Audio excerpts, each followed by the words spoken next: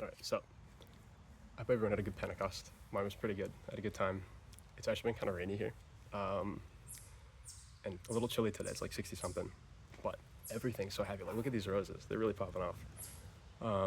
Today, I just kind of wanted to talk about the Psalter.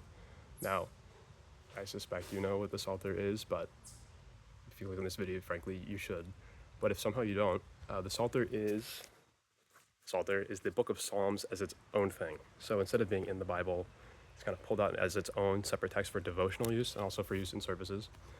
And my copy in particular is a Septuagint translation. So the numbering of the Psalms is a little different. So for most people, like King James, right, it would be Psalm 51, but for us it's Psalm 50, and the number is just a little different.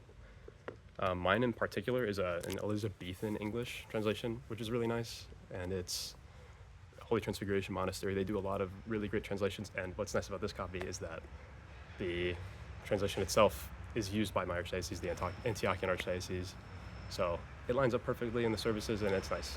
I got my notes here. So it actually has the daily readings marked out in it. We're going to try to do this one-handed. I don't know if you guys can read this or not. It might be backwards, but the Psalter is divided into 20, they're called sittings or kathisma. There's 20 of them, and they each have a daily schedule associated with them. So you can see it here, they're marked out.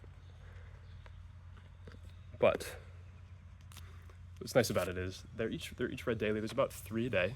During Lent, you actually go through more than 3, so it ends up being you read the Psalter like twice a week. But during the normal time outside of Lent, you're reading it once a week in a monastery. But in parish practice, that takes a lot of time.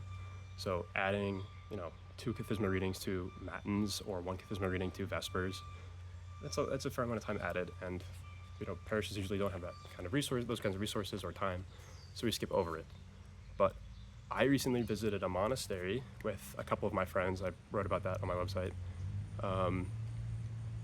and of course they did that.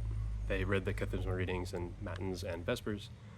And we came back from that monastery trip feeling a little zealous. I think most people go to monasteries, they come back, they're like, all pumped up with zeal. So we all mutually agreed with our priest that we went with to do 1 kathisma reading a day. Now we'll see how sustainable that is, but it's not 3 or 5 for that matter. So it might be nice to do. But when we were, sitting through those, it was really somber and nice. Hearing, the prayers of the Psalter was really wonderful. And so we thought, just reading one thoughtfully could be something really prayerful and interesting. And it would be a good habit to cultivate, like, instead of TikTok, reading a kathisma reading in the morning. It's like 10 pages, if that, a morning. Now, obviously, in terms of efficiency, there's an efficient cost to this, right? Where if it's what my church is using as their translation, and since the Psalter really features in all the hymnography, you'd be surprised just how many lines in songs are psalm verses or just are psalms whole cloth. Like the Palelios is just 2 psalms glued together. So having the right language, because it's like reading Shakespeare.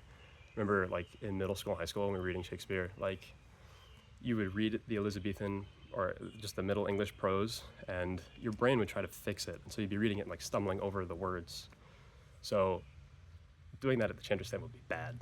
So having that kind of in your mind and knowing what they're supposed to sound like and having a better sense of the English style that it's using is good. It's helpful to do, but also in the theology of the church, the Psalms are the prayers of Christ. So we know from the Gospels that Christ read the Psalms, and he even recited them. In particular, he recited individual verses from the Psalms, kind of like we recite a prokimenon in the services. In particular, Psalm 21 when Christ is on the cross. My God, why have you forsaken me? That is the entry line to Psalm 21.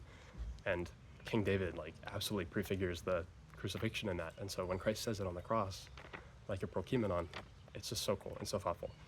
So clearly the people at the time were familiar with the Psalms, like the Second Temple, Jewish worship. People were very familiar with the Psalms. And so having that one verse and calling out a verse should bring to mind the whole psalm, right? So as Christians, we should have some understanding of the Psalms and read through the book of Psalms through the Psalter, somewhat regularly. I mean, not necessarily once a week or twice a week, or like at St. Yaakov Sevilla read it every night. Like we're not going to be doing that. But we should have a sense of it, right? So St. Arsenios of Cappadocia, for example, is really well known when his book of needs didn't have a prayer for something.